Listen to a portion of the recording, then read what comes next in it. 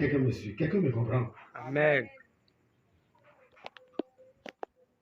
Mais quelle que soit la blessure, l'Éternel Dieu a la solution. Amen.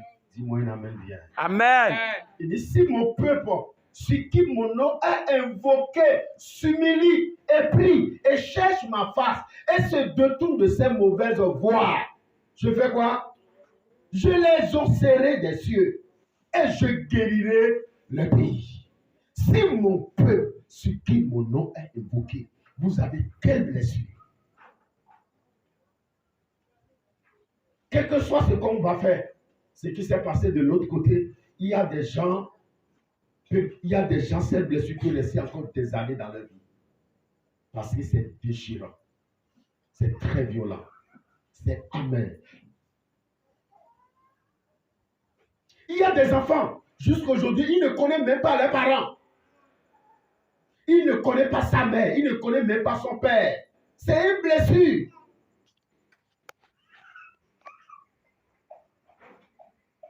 L'esprit d'orphelin.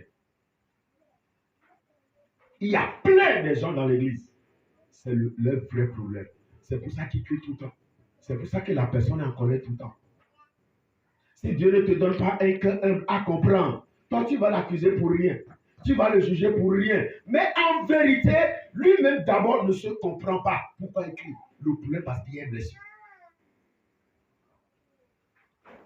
Si mon peuple sur qui mon nom est invoqué s'humilie et cherche ma face, il y a 5 clés qu'on peut utiliser pour guérir quelqu'un qui a des plaies, quelqu'un qui a des cœurs brisés. La première clé, c'est l'humilité. L'humilité. Reconnaître que tu as des plaies. Il faut que ceux qui t'entourent reconnaissent que tu es un homme blessé. On ne peut pas guérir quelqu'un qui ne reconnaît pas qu'il est blessé. On ne peut pas guérir quelqu'un que ceux-là qui l'entourent ne reconnaît pas que c'est un blessé. On souhaite quelqu'un qui est blessé, qui reconnaît qu'il est blessé et qui demande le secours de médecin. Si mon peuple, sur qui mon nom est invoqué, s'humilie, il faut l'humilité pour reconnaître que vous êtes blessé. Il faut l'humilité pour reconnaître que vous avez blessé l'autre. Le vrai problème, on n'est pas humble, on n'est pas humble, on n'est pas humble, on n'est pas humble. On veut toujours chercher nos raisons. Il faut d'humilité. La fois dernière, il y a un événement qui s'est passé. Un moment, il a mis ses bagages, elle a un problème sur le toit de son mari. Elle est revenue dans la famille. Il a mis ses bagages dans un champ. Mais les frères sont venus, ont vidé, ils ont enlevé tous ses bagages de la chambre. On met les effets dehors. Mais comme Dieu est dans certaines situations, Dieu se met en colère dangereusement. On ne sait même pas ce qui s'est passé. Celui qui a pris ses chambres, le feu est tombé sur la chambre. Il a brûlé tout dans la maison. Écoutez-moi, je vais vous dire quelque chose. Dieu peut détruire l'église à cause du mal qui a été fait à quelqu'un.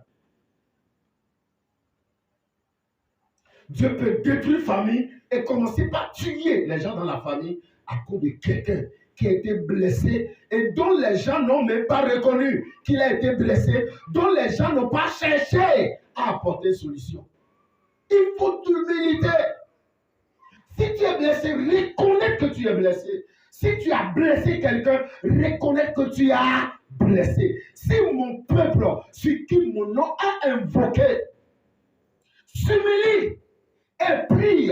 La deuxième chose, il faut prier. Si tu reconnais que tu es blessé, tu as des blessures dans ton cœur, prie, prie, prie. Prie en tout, prie, parle à Dieu. Dis à Dieu que tu es blessé. Dis à Dieu que ton cœur est déchiré. Dis à Dieu que tu es amer. Parce que la prière est capable de guérir quelqu'un qui est blessé. La sokabaya kataya. Mais on ne reconnaît pas. On ne veut pas prier, bien aimé. Mais qu'est-ce qu'on fait? On commence par verser nos colères, nos amertumes sur les autres. Des fois même des personnes qui ne connaissent rien de ce qu'on vit. S'il vous plaît, ton frère, ta soeur n'est pas la cause de ton problème. L'homme qui t'a rejeté, la femme qui t'a rejeté n'est pas la cause de ton problème. Ton pasteur n'est pas la cause de ton problème. Il faut que tu reconnaisses que tu es blessé. Il faut que tu pries, tu pries, tu pries. Priez, parlez à Dieu. Dieu est capable de vous guérir. Il sait que vous êtes blessé. Il sait que votre âme est tourmentée. Il sait que ta paix est troublée. Prie, prie. Prie, parle à Dieu. Si mon peuple, sur qui mon nom est invoqué, s'humilie et prie. Troisième chose, il dit cherchons ma face. Nous devons chercher la face de Dieu. Parce que l'homme ne peut pas apporter solution. Mais Jésus est capable d'apporter solution à tout homme et toute femme qui a des cœurs brisés. Si mon peuple, sur qui mon nom est invoqué, s'humilie et prie et cherchons ma face. Cherchez la face de Dieu. Ne cherche pas la face des hommes. Chercher la face de Dieu, c'est se humilier, c'est de se couper devant Dieu, c'est de parler de son problème à Dieu, c'est de verser son cœur devant Dieu. Mais on ne cherche pas la face de Dieu, on cherche la face des hommes. On veut que les gens nous aident, on veut que les gens nous soutiennent, on veut que les gens nous donnent l'argent.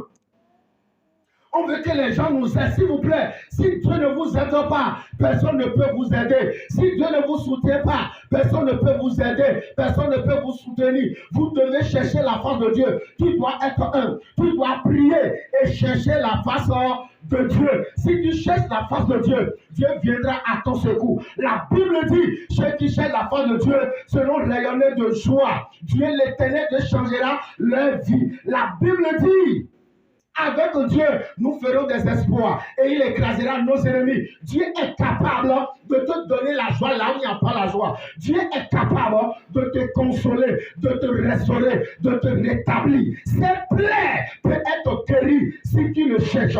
Ne cherchez pas les hommes, mais cherchez Dieu. Cherchez Dieu. Ne courez pas derrière les hommes. Il ne peut rien faire pour toi. Mais Jésus, si tu le cherches, il enverra des hommes et des femmes pour pouvoir guérir tes plaies. Amen. Tu n'as pas dit un amen bien fait. Amen.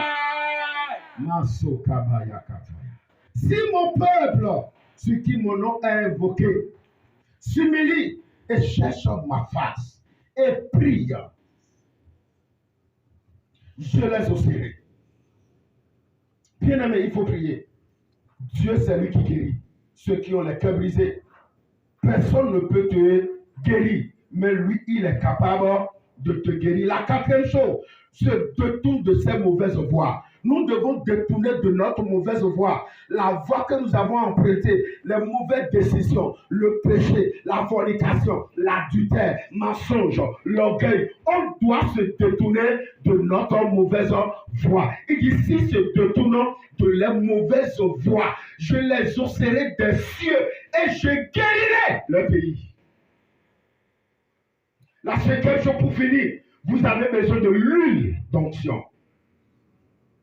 Que je peux le dire autrement, le Saint-Esprit. Allons dans le livre de Jacques. Jacques au chapitre 5, à partir du verset 14. Vous allez voir les mêmes principes, même du mal des fois renverser un peu. Il dit, quelqu'un parmi vous est-il malade et qu'il appelle les anciens de l'église et que les anciens prient pour lui, en noyant d'huile au nom du Seigneur. La prière de la foi sauvera malade. Et le Seigneur le relèvera. S'il commet des péchés, il lui sera pardonné.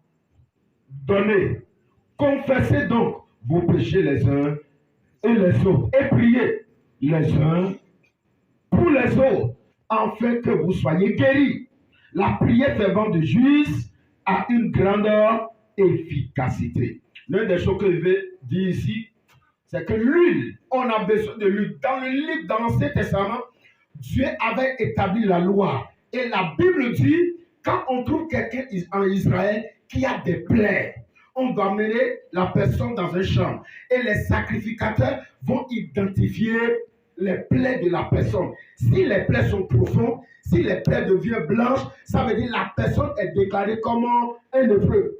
Mais si les plaies ne sont pas profondes, la personne n'est pas de la lèpre. Là, on peut appliquer de l'huile sur la vie de la personne afin de le guérir. Là, l'huile est un outil de la guérison. Et Jésus peut dire dans le livre d'Isaïe, il dit, dans le livre de lui, chapitre 4, verset 18, il dit, l'Esprit de l'Éternel est sur moi et il m'a envoyé pour annoncer la bonne nouvelle aux pauvres, pour guérir ceux qui ont des cœurs brisés. Quand l'huile, qui est le Saint-Esprit, qui est le consolateur, le Paraclétos, pas excellent, quand l'Esprit de Dieu se met en travail, il guérit ceux qui ont le cœur brisé. Bien-aimé, cherche une connexion, cherche une relation, cherche une intimité avec le Saint-Esprit. Il est capable de te consoler, de guérir tes blessures, parce qu'il est capable de le faire et il le fera dans ta vie au nom puissant de Jésus. Amen.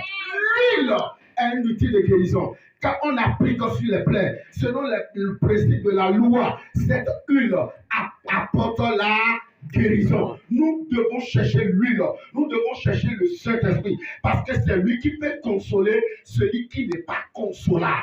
Parce qu'il y a des gens, par rapport à leur situation, ils sont inconsolables. Votre prédication ne peut rien faire. Les enseignements ne peuvent rien faire. Votre réponse ne peut rien faire. Mais quand le Saint-Esprit se met en action, il vient, il console. Quelle que soit cette blessure, il guérit cette blessure. Je voulais prier pour quelqu'un. Je viens déclarer ce soir, quelle que soit cette blessure dans ton cœur, dans le nom puissant de Jésus, le Saint-Esprit qui guérit, je déclare maintenant qu'il guérit ton cœur. Amen. Qui guérit ton âme. Amen. Qui guérit ton esprit. Amen. Qui guérit ton corps. Amen. Qui guérit tes finances. Amen. Qui guérit ton atelier. Amen. Qui guérit ce ministère. Amen. Dans tous les domaines, je viens prophétiser ce soir. Toute maladie, tout plaie dans ton cœur, que tu n'arrives pas à t'en sortir. Tu ne sais pas quoi faire. Tu ne sais pas comment faire. Cette situation dont tu tournes à gauche, tu tournes à droite, il n'y a personne pour t'aider. Tu as des gens que tu connais, mais ils n'arrivent pas à faire quelque chose pour toi. Je me tiens ce soir et je viens déclarer par la main puissante de Dieu, reçois la guérison maintenant. Amen. Reçois la guérison maintenant. Amen. Reçois la guérison maintenant. Amen. Reçois la guérison maintenant. Amen. Reçois la guérison maintenant. Amen. Reçois la guérison maintenant. Amen. Reçois la restauration maintenant. Amen. Au nom de Jésus. Amen. Est-ce qu'on peut baisser la tête et parler à Dieu?